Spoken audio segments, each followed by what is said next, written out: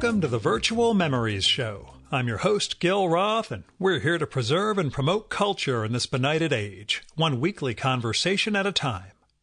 You can subscribe to the Virtual Memories Show through iTunes, or by plugging our RSS feed into your favorite podcatcher. You can find the RSS feed on our websites, vmspod.com or chimeraobscura.com/vm. We're also on Twitter and Instagram at vmspod, at virtualmemoriespodcast.tumblr.com, and on Spotify, YouTube, and TuneIn.com by searching for Virtual Memories Show. And visit patreon.com/vmspod or paypal.me/vmspod to make a one-time or recurring donation and help me continue to produce smart conversation about books, art, comics, and culture every week at the Virtual Memories Show. It is time for our 8th annual guest list episode.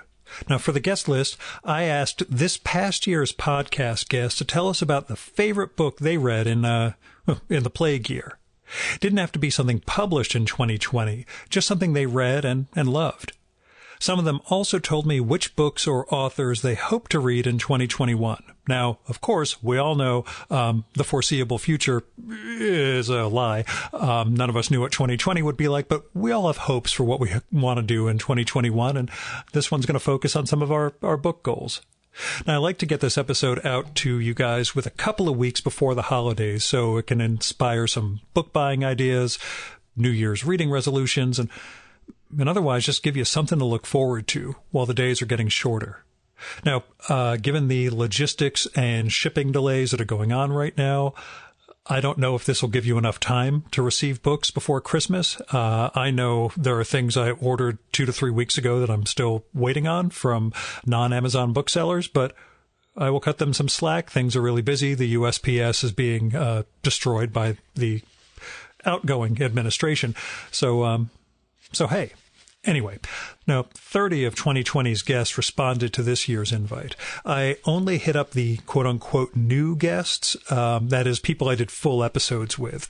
There were also 60 or so people I recorded with as part of this spring's COVID check-in podcasts, but in my weird obsessive-compulsive way, I don't count those as normal episodes. So anyway, it's just the normal episode guests who are responding this time around. Also, I don't give too much of an intro to the guests, so I hope you'll look up this episode and its roster in our archives. If you visit either chimeraobscura.com/vm or vmspod.com, you'll find a link to the guest list 2020. There's a pull-down menu for every year's guest list show, and that has links to just about all the books or authors mentioned this time around, as well as links to each guest's episode. And if you are interested in my favorite reads from the past year and my 2021 aspirations, I will tell you those at the end, okay? Now, let's get started. We're going to kick off with Dimitri Samarov. I should point out that I'm largely doing this in the sequence in which people replied to me, so there is no alphabetical or other order for this. We're going to start with Dimitri Samarov, whose newest book is All Hack, a collection of his cab driving memoirs. Dimitri writes, I've reread several old favorites this year, books which left a mark before I ever did any non-homework assignment writing myself. I was struck by how deep into my own habits and tendencies Henry Miller's Tropic of Cancer had gotten.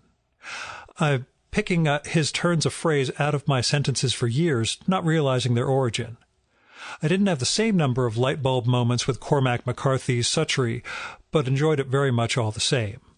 This was his last book as a drinker, and it shows. It's a very drunk book. It was a great inebriating diversion from the sobering realities of 2020. But my favorite old book this year was, and continues to be since I haven't finished it yet, Don DeLillo's Underworld. I won't even pretend to claim that any of his genius has rubbed off on me. It's just a joy to watch how he steers this ocean liner of a book as if it was a rowboat idling in a tranquil pond. He doesn't use $5 words, but the many voices and eras crisscross and counterpoint one another in ways which must have taken years to iron out. There's not even any use being jealous. DeLillo's playing a game whose rules I can't even decipher. There were some good new books this year as well, Dimitri writes. The one that stayed with me is Leah Hampton's Fuckface and Other Stories. Funny, sad, angry stories set in a three-dimensional Appalachia, which is the real-life corrective to the right-wing agitprop like Hillbilly Elegy. Now, as far as next year, I always go blank at speculative questions, Dimitri writes. I'm not much of a planner. My reading is pretty intuitive. One book suggests the next. That said, I listened to a bit of Ulysses via LibriVox and enjoyed it, so maybe I'll try tackling that white whale next year. Betsy Bonner's memoir is The Book of Atlantis Black, and it is a gorgeous piece of writing. Betsy's favorite books in 2020, fiction, she says, Jane Austen's Mansfield Park. David and I, she wrote, read this book aloud every night until we finished it at the beginning of the pandemic. A good habit. David, in this case, is her partner, David Gates, who is a past guest of this podcast. For poetry, she recommends Natalie Diaz's post-colonial love poem with the comment, Pulitzer, please. For memoirs, she writes Vivian Gornick's Fierce Attachments and says an 80-year-old 92nd Street Y memoir writing student is loving this book. Bernard Cooper's The Bill from My Father, which he describes as a perfect memoir, and Rebecca Solnit's Life During Wartime in her recent essay collection, Recollections of My Non-Existence. Next up is Arthur Hoyle, whose new book is Mavericks, Mystics, and Misfits, Americans Against the Grain, which I enjoyed a lot. Arthur writes, hard to pick a favorite, but one I'd recommend is 6 to 6, Mather Schneider's sketches of the passengers who rode in the taxi he drove for 15 years in Tucson. Alternately hilarious and sad. And if you like reading fantasy, check out Natalie Pinter's The Fragile Keepers. Like poetry in the Bukowski vein, read Escape from the Planet Crouton by Wayne F. Burke. Up next is Ryan Hughes. His mind-blowing new novel is XX. You have to check that one out.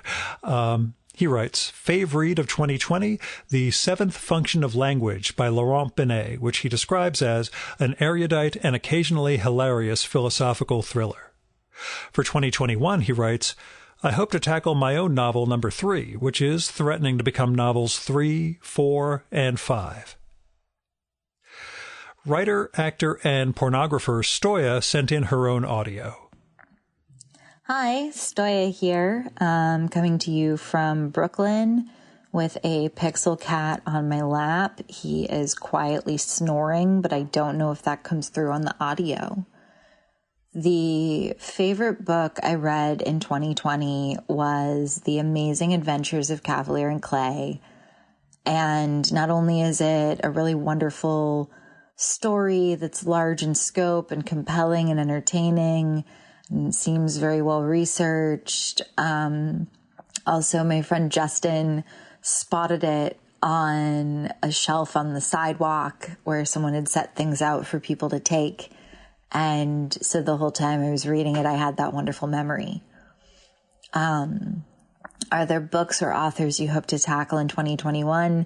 You know, I have this big stack. There's a Star Trek Federation, Arthur C. Clarke and Stephen Baxter's The Light of Other Days, The Land of Laughs by Jonathan... I can't read the last name, but I'm also hoping to slowly read really any book in Serbian, because I think that'll help me with the language. We'll see if that happens, and if so, if it works. Gel, I hope you have a great 2021. That Land of Laughs is by Jonathan Carroll, Carroll. Again, the show notes for this one will have links to all the books that get named. Emily Flake's new project, St. Nell's Humor Writing Residency for Ladies, got funded this fall, so I'm hoping to share more news about that next year as she divulges. She continues to place great gag cartoons in The New Yorker and also has some essays out. She writes, My favorite book of 2020 was A Children's Bible by Lydia Millett. Absolutely terrifying and believable climate disaster novel. Really took the edge off. For next year, speaking of climate change, he writes, I have Volume 1 of William Vollmann's Carbon Ideologies staring at me accusatorially. Will I sack up and read it next year? Who knows? Our next guest is Ken Fisher, also known as Reuben Balling, who put out 2 great collections of his Tom the Dancing Bug comics this year, Into the Trumpverse and the Super Fun Pack Comics Reader. He writes, I'm only including comics, and I've got to mention 3 of the books that I loved in 2020. Peter Cooper's adaptation of Joseph Conrad's Heart of Darkness, Tom Tomorrow's Life in the Stupidverse, and Matt Bors's We Should Improve Society Somewhat. All 3 are by my friends, but that's only because I'm lucky to have such talented friends, he writes. And in 2021, he plans to read Durf's Kent State. Benjamin Taylor's new memoir about his friendship with Philip Roth, Here We Are, was just a joy to read. He didn't have time for a full write-up, but he says the glorious American essay, edited by Philip Lopate, was his fave of 2020. And for 2021, he is planning to get to Hermione Lee's Tom Stoppard, A Life, coming out in the U.S. in February. Our next guest is David Mickix, whose newest book is Stanley Kubrick, American Filmmaker, which I enjoyed the heck out of. He writes, in 2020, I loved Harold Bloom's The Bright Book of Life, a new posthumous volume about 52 of his all-time favorite novels, including some he's never written about before. It's warm, personal, and full of aphoristic lightning bolts of insight. In preparation for Flaubert's bicentenary in 2022, I reread A Sentimental Education, keeping in mind Ford Madox Ford's remark that one should read it at least 14 times. This was my 3rd. Flaubert haunts you in mysterious ways. It's so hard to tell why the scenes he describes are so affecting. A Sentimental Education was Kafka's favorite book, too. I also spent a lot of time in 2020 rereading Mann's The Magic Mountain, which speaks to the quarantined soul and also contains the most tantalizingly erotic one-night stand in literature. In 2021, David writes, I'd like to read Goncharov's Oblomov, a novel perfect for the coronavirus era since it's about a guy who was very, very bored, but it's also quite funny. I'm planning to read some books I've had on my list for a while. Orlando Patterson's Freedom, Amos Oz's The Hill of Evil Counsel, and Charles Portis's True Grit. Among forthcoming books, I'm looking forward to Wendy Lower's The Ravine, Blake Bailey's Philip Roth biography, and Philip Lopate's anthology, The Golden Age of the American Essay. Richard Kadri's most recent books are The Grand Dark and Ballistic Kiss, the 11th of his 12 Sandman Slim novels. He writes, my favorite books of 2020, The Rural Gothic in American Popular Culture, Backwoods Horror and Terror in the Wilderness, by Bernice Murphy, which he says is a wonderful book on our fears of the dark forest and inhabited outlands, the wild wooded zones where monsters and old gods might still live. It covers just about everything from the Puritans to the Texas Chainsaw Massacre. His other fave was Black Hammer, Volume 1, by Jeff Lemire and Dean Ormston. It's a wild twist on superhero comics, he writes, about a group of heroes trapped in the Twilight Zone-like town of Rockwood. I heard about it during an interview with Patton Oswalt, and he has good taste in comics. Books I want to read in 2021, he says, are Dark Archives by Megan Rosenblum, A History of Books Bound in Human Skin, and House of Psychotic Women by Keir Lejanis. The author describes it as an autobiographical topography of female neurosis in horror and exploitation films. Now, author, English professor, and hardcore comics reader Jonathan W. Gray was too busy for a full write-up, end-of-semester stuff, but he writes, my favorite books from 2020 are Comics, Immortal Hulk, and novels Sing Unburied Sing by Jesmyn Ward. He hopes to tackle James McBride in 2021, saying, I'm late to his work. Tom Hart, creator of Hutch Owens, Rosalie Lightning, and the founder of the Sequential Artists Workshop, writes, in 2020, before the world went to hell and hell and hell again and again and again and again, I vowed to only read women authors. Seems like a strange task for 2020, but I stayed with it, he writes. I started with Jean Auel's Clan of the Cave Bear, then read Annie Proulx's The Shipping News, the character names in that one, he says, Jenny Offill's Weather, most of Marilyn Robinson's Gilead, most of Elena Ferrante's new one, lots of short stories from Octavia Butler, Laurie Moore, Lauren Groff, some bits of Ursula Le Guin, some of Patti Smith's M Train, some of Sandra Gale Lambert's The River's Memory, and much of Anne Frank's Diary of a Young Girl. All of these, he says, I am aiming to finish before 2021. It was Kim Kranz, author of the glorious graphic memoir Blossoms and Bones, who recommended I revisit Anne Frank, Tom wrote, and in this time of fear and quarantine, I am glad she did. Frank's book is full of so much more wit and warmth and humor than I remembered, and of course it makes its ending even more shocking and harrowing and disgusting. But in fact, Kranz's Blossoms and Bones is my favorite book of the year, he writes. I read it twice in 2020. It is so raw, desperate, generous, and to the quick. I want to make my own book like it, now and often, but I'm certain I can never be that flayed open like cellophane, like Joni Mitchell's Blue, but with skeletons and prayers. Instead, I made my own hostile man comic. Gil, I'll send you a copy. He also writes, interestingly, in music, I gravitated towards men this year, when normally it's the opposite. And, he says, I confess I downloaded an audio version of Kerouac's The Dharma Bums and listened to about 20 minutes of it before realizing this really wasn't the year for that. In 2021, he writes, who the hell knows? Maybe this is the year I get through Middlemarch, or more sci-fi, but I'm going to stay with women authors for a bit longer. Henri Cole sent in his own audio. His most recent poetry collection is Blizzard, which I loved. You should check that out along with his recent memoir, Orphic Paris, which continues to haunt me.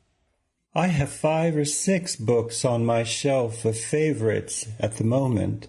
First off, there is Claire Malroux's Daybreak, new and selected poems. She is 95 now, a French poet. And it's just terrific to have all this work from her lifetime gathered together at last. A friend gave me Hisham Matar's A Month in Siena. He is first rate. Then there is the scary novel or collection of stories, link stories, by Garth Greenwell called Cleanness. Also there is the new novel by Louis Begley, The New Life of Hugo Gardner, it's called. He is a marvelous stylist. I love his prose. And finally, there's the new collection of poems called So Forth by Rosanna Warren, one of the poets of my generation I really admire. In confinement, I've been reading promiscuously with many loves at once. Kathy Koja is working hard on her Dark Factory project, which is multimedia, immersive, a novel, a club, and everything. You really need to go to her Patreon, Kathy Koja, which is KATHE It'll be in the show notes, and learn more about it because it sounds absolutely amazing. Anyway, Kathy writes, my faves were 2 books that are really one. The Old Guard, Opening Fire, and Force Multiplied, from the brilliant Greg Rucka and Leandro Fernandez. Graphic novels have always been a closed format to me, with those clumsy word balloons, but Gina Price Bythewood's badass humanistic film adaptation of The Old Guard, another format I normally can't grok, superheroes, that sent me determined back to the source, and the books revealed and deepened the film's narrative, and vice versa. The Old Guard dares nothing less than to question the worth of humanity, collectively and individually, and does it beautifully, painfully, and with a bleak tenderness, and gives us Nicolo and Yusuf, my new favorite couple. Maybe it took lockdown to open my eyes. As far as books or authors she hopes to tackle in 21, she writes, yes, but I have no idea who they are yet, and keep my eyes wide, wide open next year. Joan Morans-Dim's most recent book is Lady Liberty, an illustrated history of America's most storied woman.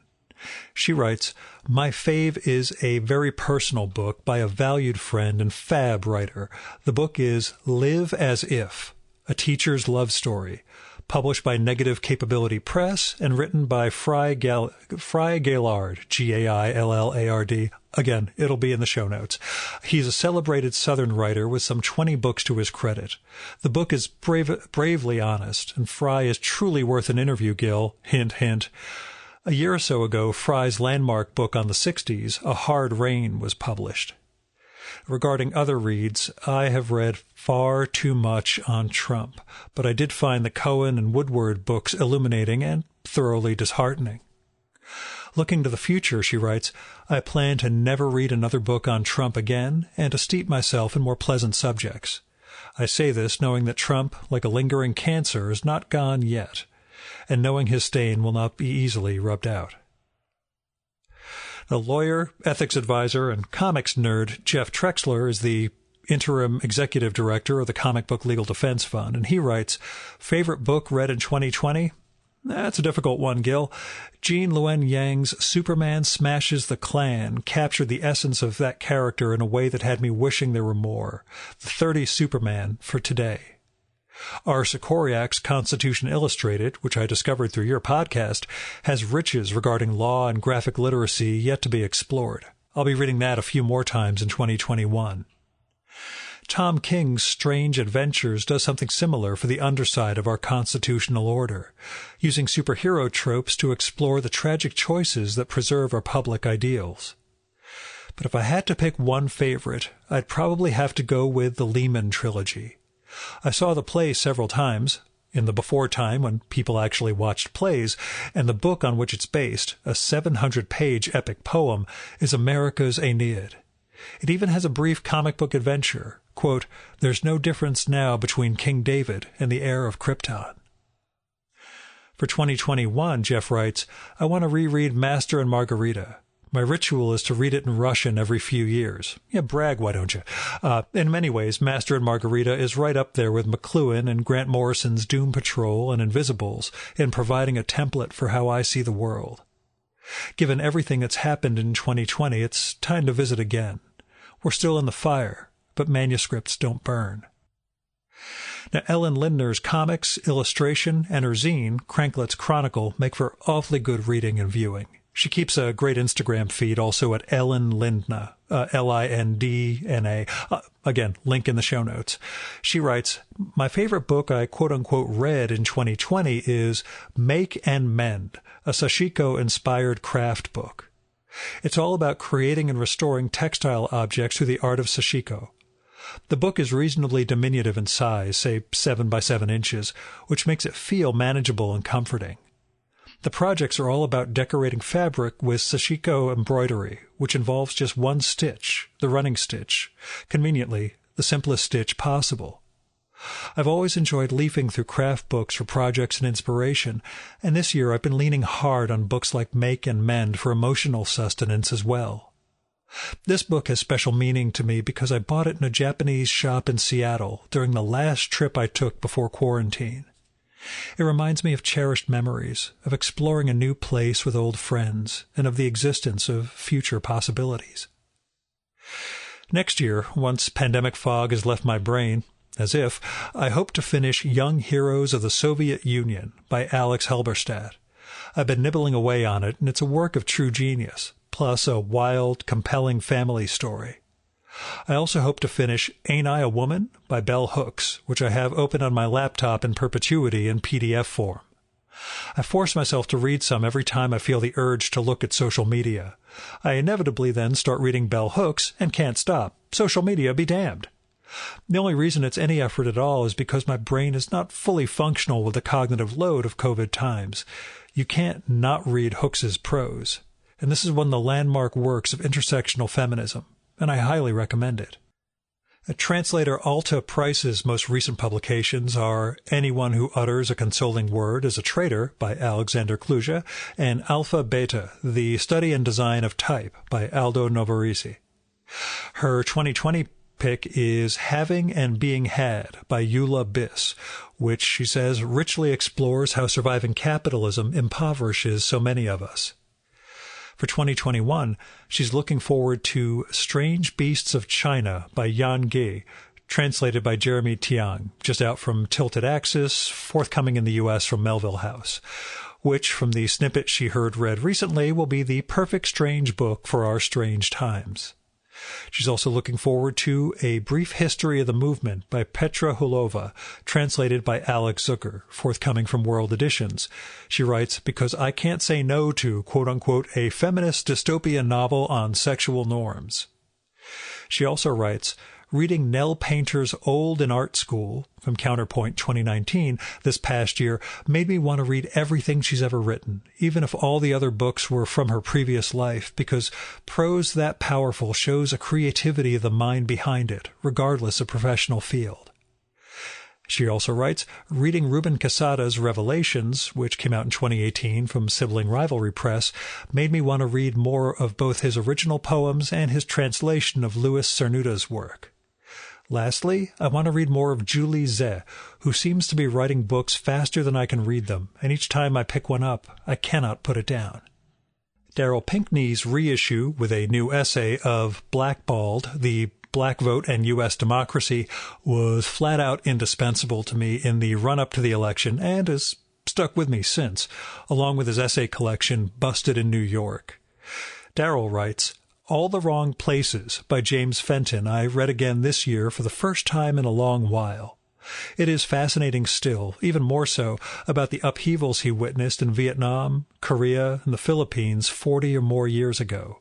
In fact, that one sounded so awesome I ordered a copy myself after getting Daryl's email in. For 2021, he says, Goethe's autobiography. The title alone, Dichtung und Wahrheit, is sufficiently intimidating. We'll try in 2021. Ben Catcher's The Dairy Restaurant may have been the most indescribable but unforgettable book I read this year. Ben writes, Here are two books I enjoyed this year. The Life and Art of Andrew Ducrot and The Romantic Age of the English Circus by A.H. Saxon. Ben describes it as a wonderful evocation of early 19th century circus performance and hippodrama, illustrated by many period prints. Ben also liked The New York Intellectuals, The Rise and Decline of the Anti-Stalinist Left from the 1930s to the 1980s by Alan M. Wald. He says he even found a dairy restaurant reference in this great history of New York literary and political culture. Up next is Derf Backderf. His graphic history, Kent State, Four Dead in Ohio, is one of the best books I read this year and is getting some heavy praise both in the U.S. and abroad. For his 2020 faves, Derf writes, Crazy Cat in Cocoa Land by the great George Harriman, published in 1934 by the Saalfield Publishing Company of Akron, Ohio. It's a small kid's book, just 8 inches by 4 inches, but it's thick, almost an inch. The story is text, but copiously illustrated with drawings by Harriman at the peak of his career. It's charming and strange and gorgeous, as only Harriman can be. I wasn't even aware this book existed before 2020, let alone that it was published in my hometown of Akron. My great-grandmother worked at Saalfield, then the largest kids' book publisher in the world, sewing books on the factory floor. Did she work on this one? Unknown, but it's fun to think about. Now, combine this with poring over the complete Crazy Cat dailies, published by the Library of American Comics as part of their Essentials series. It's the only volume of collected cat dailies we have. The gorgeous Sunday pages have all been reprinted, but not the dailies, and this is pure genius. For 2021, he says, Believe it or not, I've never read Catch-22. Just one of those oversights. It's on my reading stack. Derf, I haven't read it either, so, you'll be ahead of me when you finish that one. He also writes, Comics are something I usually stumble across at festivals and cons. I don't really follow the publishing news. The exception in 2020 is the second volume of Josh Cotter's quirky and brilliant sci-fi series, Nod Away, published by Fantagraphics. I loved Volume 1, and he's been posting pages of Volume 2 online as he works. The artwork is stunning. I can't wait to read the story. It's going to be something like 9 volumes, so it's like being on the ground floor of a comics masterpiece. Up next is the artist Woodrow Phoenix, who put out a fantastic graphic nonfiction book this year, Crash Course, If You Want to Get Away with Murder, Buy a Car. And he sent in his own audio. So there were probably 3 books this year that, meant a lot to me in one way or another. The first one is Entryways of Milan. Ingressi di Milano. It's a really huge, both in size, 26 by 34 centimetres, and pages, 300, nearly 400 pages. And what it is photographs of literally the entryways of Milan apartment buildings. And this might not sound necessarily very interesting, but it's completely fascinating to me, because one of the things I love to do when I'm walking around a city is just to look in buildings, look at foyers. There's something about foyers that fascinates me, because it's kind of like a way into a place. It's an introduction. It's a kind of sanitizing point. It's where people kind of set things up. And also it's a security thing, it's a protection thing. And the way people design these things is great. It's like hotel lobbies, I like those too. So this is a whole book of pictures of entryways from buildings all around Milan, different time periods. And it's photographed just amazingly by these 4 photographers. And there's a bunch of essays about the architects and about the buildings, which I didn't read any of them, actually, because I didn't really care about that stuff as much as I wanted to look at the photos. There's something about looking at really great, high-quality, big photographs, and you can just kind of lose yourself in them, and I like to do that. So this book just sat open on a table, mostly during March and April this year, and I would just look at it when I was feeling a little bit, stressed out, and it would just calm me right down. The next book is George Herman's Crazy Cat, The Complete Colour Sundays, 1935 to 1944. George Herman, you may know, the author of Crazy Cat, which is one of the greatest newspaper strips of all time. Lots of people think it's just weird and boring and tedious, but, it's an amazing strip. It was beloved by all kinds of people like Gertrude Stein, Scott Fitzgerald, Picasso, James Joyce, Beckett, people like that. So that tells you something about what it was like, really. It is quite avant-garde in some ways.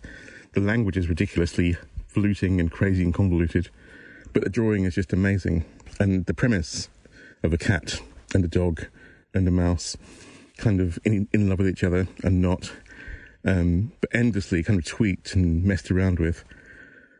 You have to see it, really, and you have to read it to understand it.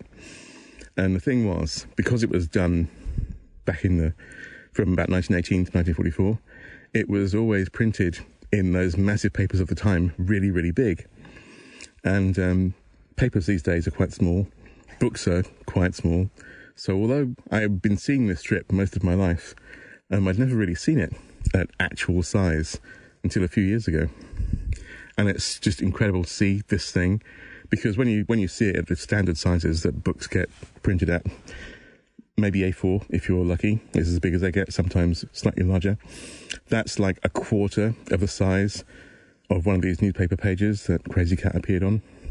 And although you can, perfectly well understand what the strip was like, you can read it and enjoy it, it's a completely different experience seeing it at its actual size. So I was very excited to get this book when it came out this year. And I've been reading it a little bit at a time and enjoying it tremendously. And if you are at all interested in newspaper cartoons and things, it's worth looking at. I mean, it is expensive. Again, this book is like 600 pages long, and it's also gigantic. It's like 30 centimetres by 44 centimetres. It's massive. So it probably costs around, I guess, about $200. But if you think that that's $200 for 600 pages of massive newspaper strips, that's actually pretty cheap. So I would recommend it. And the other thing I really loved this year was a book called Becoming Horses by Disa Wallander. She's Scandinavian. I can't remember if she's Finnish or Norwegian But anyway, she's done this amazing book. It's it's comics, and it's graphic novel, I guess. It's a sort of collage and ink and drawing mixed up together in a really kind of original way. And her writing style is very kind of deadpan and funny and wise. And it's a book all about creativity, I guess. It's about why people do things and what drives them to make things. And it's kind of a response to what does it mean to be alive, and how do you make your way in the world, and how do you figure out what you're here for, what's your purpose. But it does it in a very kind of light touch kind of way. It's not heavy, it's not grim. I mean, it is quite existential, but it's a kind of a warm, funny existentialness. And you get to the end of it and you feel like you've been given a real kind of gift to kind of pull you back into where you are, to think about, you know, what's worthwhile in life and how lucky you are to be able to have that. So, yes, Becoming Horses. I think it's a wonderful book, and you should read that too. For what it's worth, Disa is Swedish. Up next is John Vercher. His debut novel, 3/5, is also deservedly showing up on a bunch of Best Novel of 2020 lists. And he writes, the book that stuck with me most in 2020 was not from 2020. It was Brandon Hobson's Where the Dead Sit Talking. It's a devastating read that sits with you long after the last page. For 2021, John writes, too many to list, but I'll go with two that are at the top of mind at the moment. Raven Leilani's Luster and Ruman Alam's Leave the World Behind. Our next guest is Sheila Williams, who most recently edited Entanglements, Tomorrow's Lovers, Families, and Friends from MIT Press. Sheila says, my reading has been a bit paralyzed by the pandemic and struggling to keep up with deadlines. I do have some favorites, though. These include The Wright Sister, and that's Wright, by Patty Dan, and 9 Bar Blues by Cherie Renee Thomas. She also writes, I'm looking forward to reading works by Cadwell Turnbull and Suzanne Palmer in 2021. And rumor has it there might be a new Connie Willis book on the horizon. Can't wait for that. Now, Otto Penzler's store, the mysterious bookshop, has managed to make it through the pandemic so far. I just want to say, if you're looking for mystery or crime books, order from them. They also have some great rarities and signed copies in their collection. Otto writes, my favorite book this year was Thomas Perry's Eddie's Boy, just released. Like so many mystery readers, I loved The Butcher's Boy when it was published almost 40 years ago and won the Edgar for Best First Novel. This new thriller provides the background of the protagonist. It's a little much to call him the hero of both books, and the other times he was used as a central character. Yes, he's a hired killer, but the good news is that he only kills those who need killing. Really bad guys, mainly connected to organized crime. In his clear, accessible prose, Perry cannot write a bad book or a bad sentence, and he is a favorite of other outstanding professionals, including Stephen King, who writes of him in superlatives.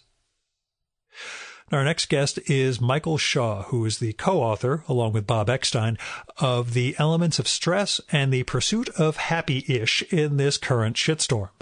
Michael writes, Ahoy, Gil! In keeping with my anachronistic ways, I sashayed through fields of S.J. Perlman in 2020, one of my favorite collections being Keep It Crisp, and within that a tasty introduction to anyone not familiar with his comedic stylings, Farewell, My Lovely Appetizer.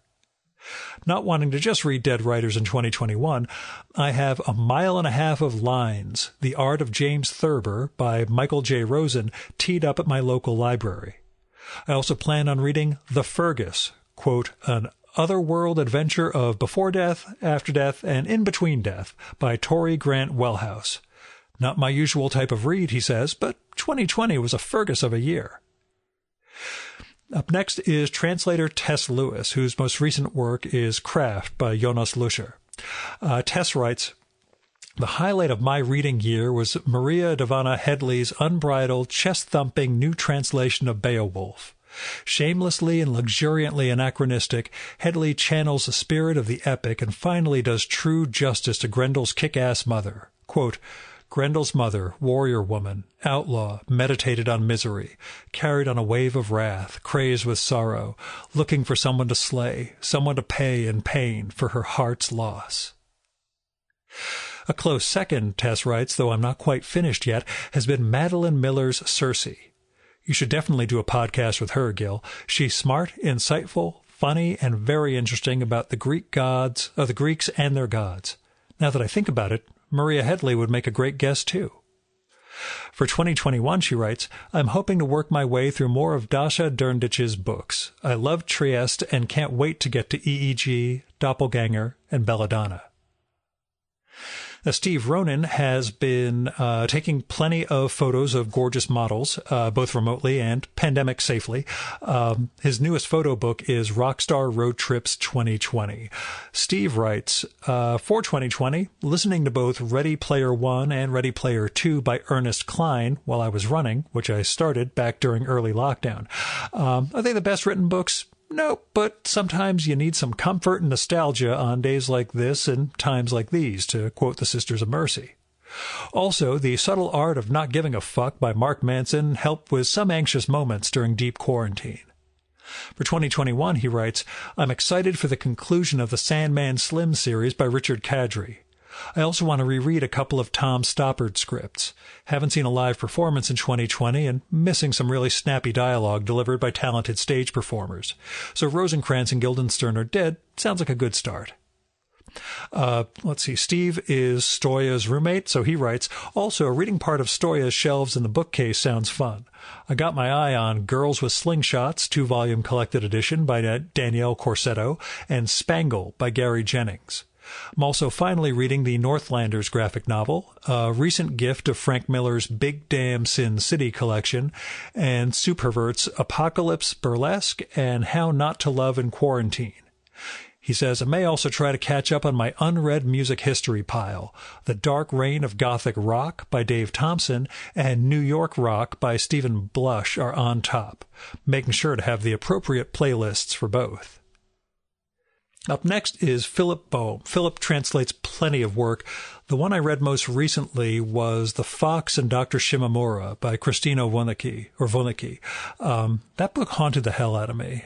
And I should mention that in the closing part, but there are other books that haunted me. And anyway, Philip writes, this is hard for me because I read mostly for work in other languages, but I did very much enjoy Young Heroes of the Soviet Union by Alex Halberstadt, as well as Shadow City, A Woman Walks Kabul by Taran Khan.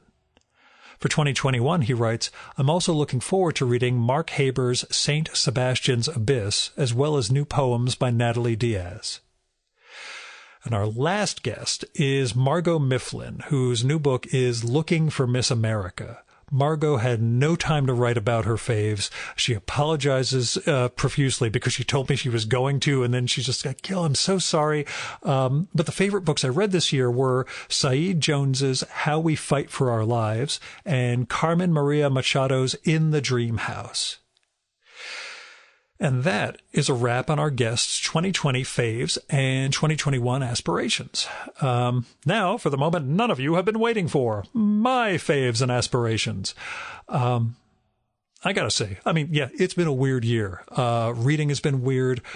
I've read a ton of really amazing books this year. I keep that big spreadsheet of every book I've finished, prose book, not comics, since 1989 when I started college. But I was looking back at the 2020 list, and holy crap, are there some great books that I read, both for the show and extracurricularly. And that's including a 1-month gap in March into April when the pandemic started rolling, and I really couldn't concentrate on reading or much of anything else. I was lucky because Matt Ruff's novel 88 Names came out just around then, I think like March 19th or so.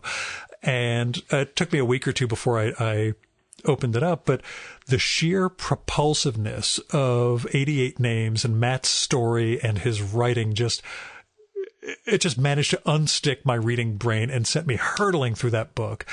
So what I'm saying is, if you ever find yourself in a reading rut, like you haven't finished a book for a while, or you're just not into whatever you're reading at that moment, dive into 88 Names or pretty much any of Matt's other novels, and you will find yourself compulsively blazing through and, I hope, becoming a recharged reader.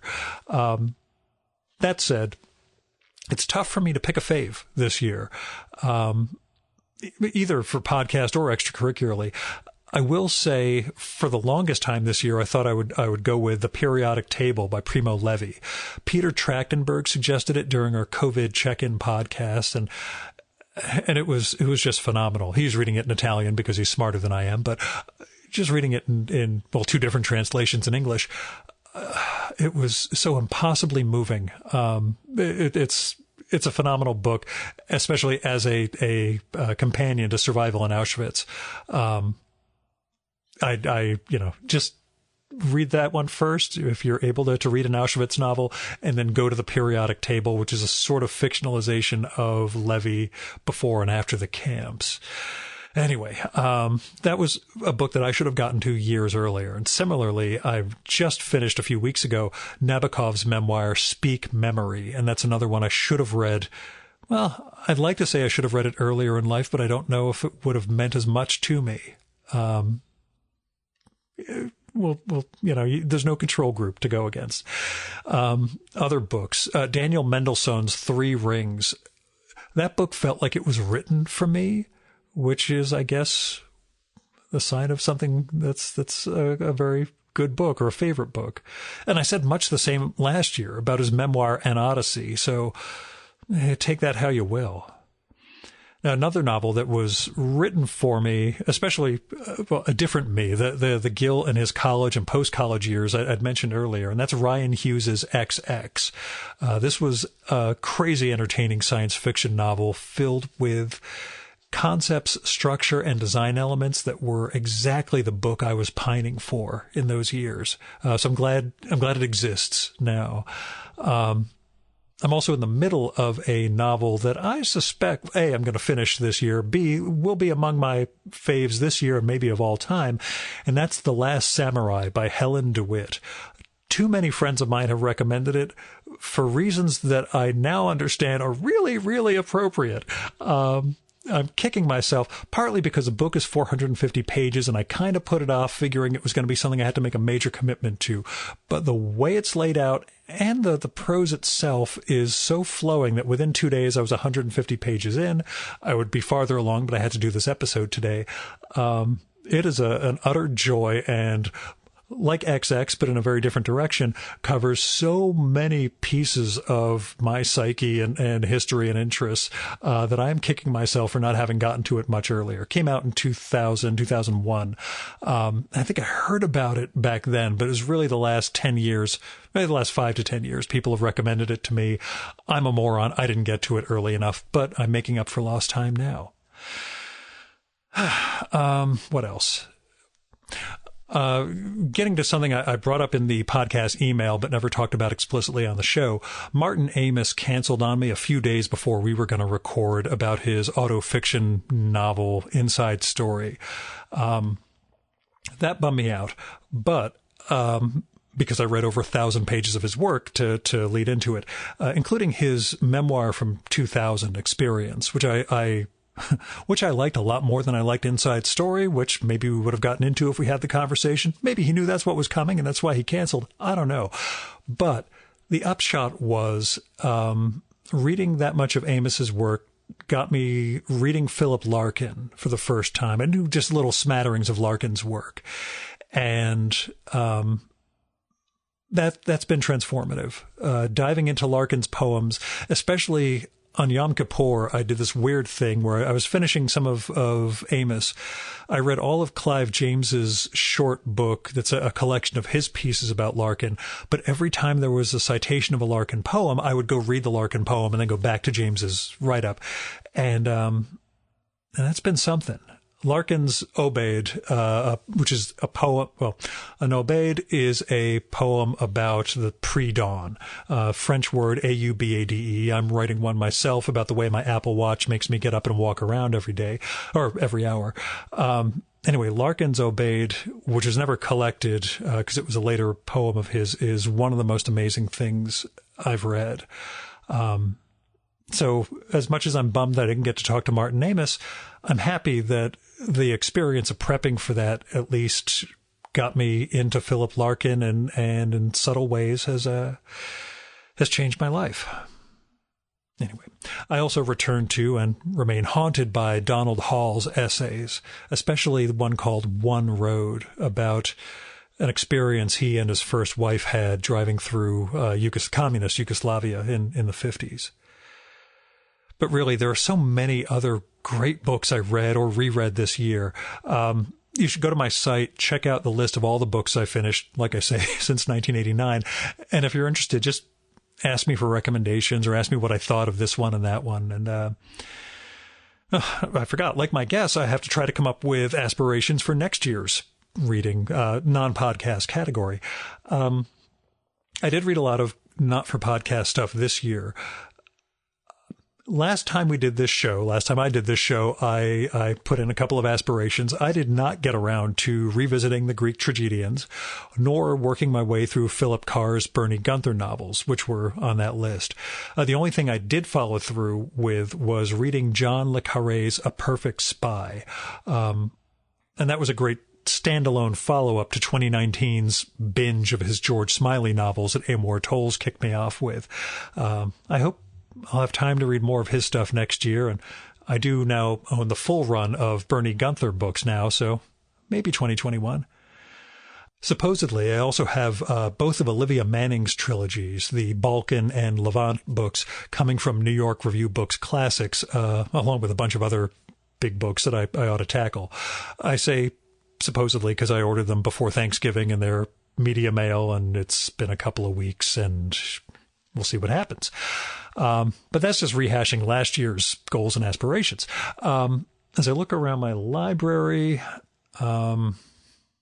what else am I thinking of reading? I hope to work my way through a bunch of the essay anthologies that Philip Lopate has edited, like The Art of the Personal Essay and The Glorious American Essay, as well as the two spin-offs of Glorious American Essay coming out next year. That's all covered in a recent conversation with Philip. That conversation with Philip got me reading Vivian Gornick's The Situation and the Story, and a lot of the essays she refers to there are in Philip's seminal Art of the Personal Essay collection. So I've got that sitting by my comfy leather chair with a pencil so I can mark off essays when I read them because I'm insane.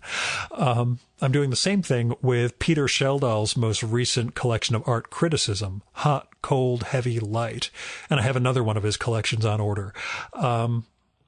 There's a possibility that'll be for a podcast, but he is not in great health, so this is probably just more for my edification because he really writes beautifully about art. Now, I also just got a little book from Library of America that I want to read soon, Philip Roth in Memory, which is the speeches given at his memorial in 2018. That might actually be a 2020 read, like the way I read one of his late novels, Everyman, pretty much each year around Christmas while visiting my in-laws. I was also inspired by Nabokov's Speak Memory, which I mentioned a few minutes ago, to pick up Robert Roper's book, Nabakov in America. Throughout Speak Memory, I just found myself utterly compelled by the idea of Nabakov, this Russian aristocrat kid, when his family goes into exile after the revolution, and how he ends up in America in the 40s, and what it must have been like for that guy to be in that place in America into the 50s and ultimately writing Lolita and some of the other greats of his time over in upstate New York, teaching and just what was it like for him? What did America mean? Anyway, I'm hoping that Roper's book will give me some insight into that. I'm sure Nabokov's work itself says it in so many different ways, and Lolita is about America ultimately, or about an out-of-place European in America. But anyway, as ever, I will also resolve to read more poetry. I'm still not great with that, but one of my pals in the UK sent me The Fire of Joy, this anthology of poems that Clive James and his daughter put together. Other people's poems, James was just reciting them to his daughter, who decided, hey, we should get the rights to these and put out an anthology with the idea that they're great poems that you ought to commit to memory. And I'm going to be 50 in a couple of weeks, so I should start doing that before my memory erodes any farther. So that is it for the 2020 edition of the Virtual Memory Show guest list episode. Thanks so much for sticking around, and thanks for listening throughout the year. 2020 has been off the charts insane. And I'm glad if this podcast helped you get through it just a little. If it did anything good for you or took your mind off of things or got you understanding what somebody else is feeling during all this, then I'm going to feel really good. I'm going to feel like we accomplished something. I'll also admit that the conversations I had with all these guests this year, and that's both those new episodes and the 60 or so COVID check-ins I did, those helped me. Those helped keep me from losing my mind, because this year was rough, and my type of isolation, it can get pretty hairy. So the Virtual Memory Show takes a lot of work to make, but all that prep and all of the anxiety I put into every single show, like almost every conversation I have, I'm worried beforehand. Unless it's somebody I know, going into these, I'm almost always fraught. But all of that is more than offset by the great conversations I get to have, as well as the emails and the postcards I get from you guys. You know, there's one other book I should mention, Self-Portrait by Celia Paul, her memoir about her becoming as an artist. That book haunts me and our conversation haunts me. And it's only been a few weeks now, but it continues to linger with me. You should go get that one, Self-Portrait by Celia Paul. I recommend that one really highly. Anyway, I was talking about postcards and notes from listeners and support for the show. I don't want your financial support. The show does fine as is. I'm doing fine with my job. The expenses are almost nil now that I'm not traveling for the podcast anymore. We'll see what 2021 has to bring. And honestly, I can't imagine what it's going to be like to sit down with somebody again and record a conversation.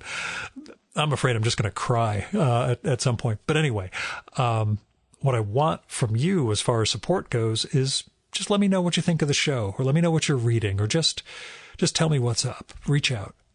Suggest guests, just participate is all I'm saying. But when it comes to financial support, help others. There are individuals in need. There are causes in need. There are foundations out there that can use your help. Go to Kickstarters, Indiegogos, GoFundMes, Patreons. Go to food banks and Freedom Fund, the Poor People's Campaign, things like that. They can really use your help. If you have anything to spare, if you have volunteer time, and I know it's difficult because of COVID risks, if there's ways to volunteer your time or efforts, just help. Help your indie bookstore. If you like some of the books or you want to check out some of the books people have mentioned on this show, don't order them from Amazon. You can use bookshop.org, but you can also go directly to your local-ish indie bookstore and order from them or order from publishers. Help support those guys, because without them, you end up with a monoculture, and that sucks.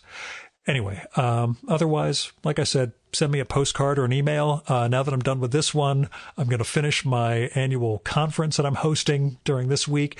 And then I really hope I'm going to be able to finish up the next issue of my Haiku for Business Travelers zine. That's just poetry, writing, photography, podcast excerpts. It's free. If you're interested in it, just, again, drop me a line, send me a postcard, and I'll make sure to send you that one and one of the remaining copies of issue number 1. But thanks again, and 2020 has been tough. Let's hope for a better 2021. Here's to good reading. Our music for this episode is Fella by Hal Mayforth, used with permission from the artist. You should visit my archives to check out my episode with Hal from the summer of 2018 and learn more about his art and painting. And you can listen to his music at soundcloud.com/Mayforth. And that's MAY, the number 4, TH. And that's it for this week's episode of the Virtual Memories Show. Thanks so much for listening. We'll be back next week with another great conversation. You can subscribe to the Virtual Memories Show and download past episodes at the iTunes Store. You can also find all our episodes and get on our email list at either of our websites, vmspod.com or chimeraobscura.com/VM. You can also follow the Virtual Memories Show on Twitter and Instagram at VMSPod, at virtualmemoriespodcast.tumblr.com, and on YouTube, Spotify, and TuneIn.com by searching for Virtual Memories Show. And if you like this podcast, please tell your pals, talk it up on social media, and go to iTunes, look up the Virtual Memories Show, and leave a rating and maybe a review for us. It all goes to helping us build a bigger audience. You've been listening to the Virtual Memories Show. I'm your host, Gil Roth. Keep reading, keep making art, and keep the conversation going.